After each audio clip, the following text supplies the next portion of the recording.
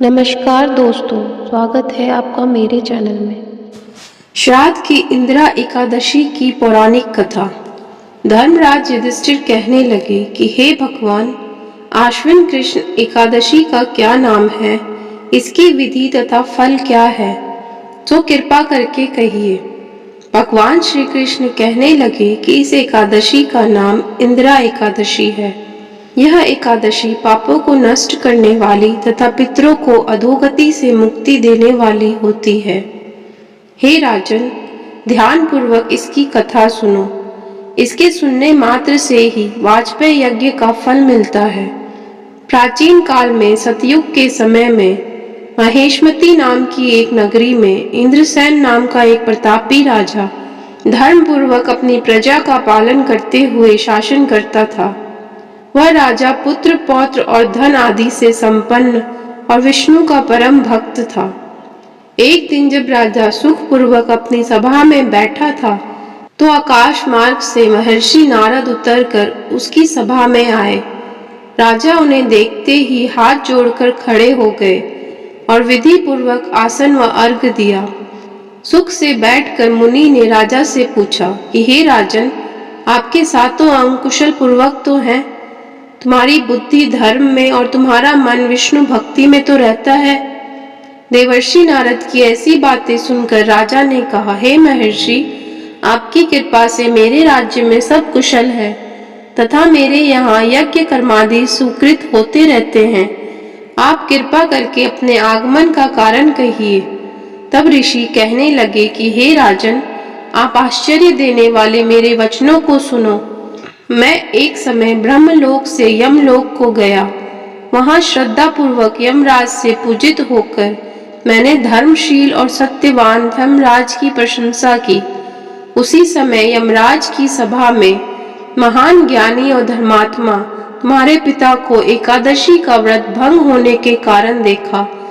उन्होंने संदेशा दिया है, सो मैं तुम्हें कहता हूँ। उन्होंने कहा है कि पूर्व जन्म में कोई विघ्न हो जाने के कारण मैं यमराज के निकट रह रहा हूँ। सो हे पुत्र, यदि तुम आश्विन कृष्ण इंदिरा एकादशी का व्रत मेरे निमित्त करो तो मुझे स्वर्ग की प्राप्ति हो सकती है। इतना सुनकर राजा कहने लगे कि हे महर्षि, आप इस व्रत की विधि मुझे कहिए। नारद जी कहने लगे, आश्विन माह के कृष्ण पक्ष की दशमी के दिन प्रातःकाल श्रद्धा पूर्वक स्नानादि से निर्वृत्त होकर पुनः दोपहर को नदी आदि में जाकर स्नान करें। फिर श्रद्धा पूर्वक पितरों का श्राद्ध करें और एक बार भोजन करें। प्रातःकाल होने पर एकादशी के दिन दातुन आदि करके स्नान करें।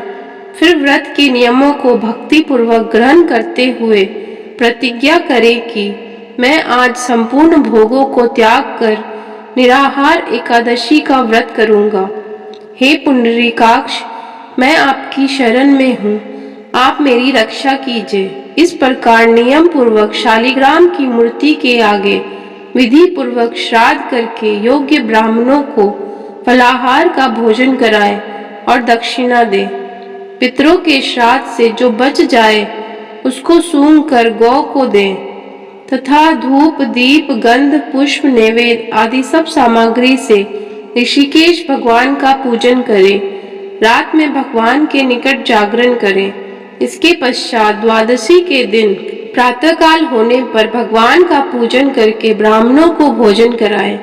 भाई बंधुओं, स्त्री और पुत्र सहित आप भी मौन होकर भोजन करें। नारद जी कहने लगे, हे राजन, इस विधि से यदि तुम आलस्य रहित होकर इस एकादशी का व्रत करोगे तो तुम्हारे पिता अवश्य ही स्वर्गलोक को जाएंगे। इतना कहकर नारद जी अंतर ध्यान हो गए। नारद जी के कथनानुसार राजा द्वारा अपने बांधवों तथा दासों सहित व्रत करने से आकाश से पुष्प वर्षा हुई और उस राजा का पिता गरुड़ पर चढ़कर विष्णु लोक को गया। राजा इंद्रसेन भी एकादशी के दिन व्रत के प्रभाव से निष्कंटक राज्य करके अंत में अपने पुत्र को सिंहासन पर बैठाकर स्वर्गलोक को गया। हे युधिष्ठिर, यह इंदिरा एकादशी के व्रत का महात्म्य मैंने तुमसे कहा। इसके पढ़ने और सुनने से मनुष्य सब पापों से छूट जाते हैं और सब प्रकार के भोगों को भोग कर वैकुंठ को प्राप्त होते हैं। ओम नमो भगवते वासुदेवाय नमः। कथा समाप्त।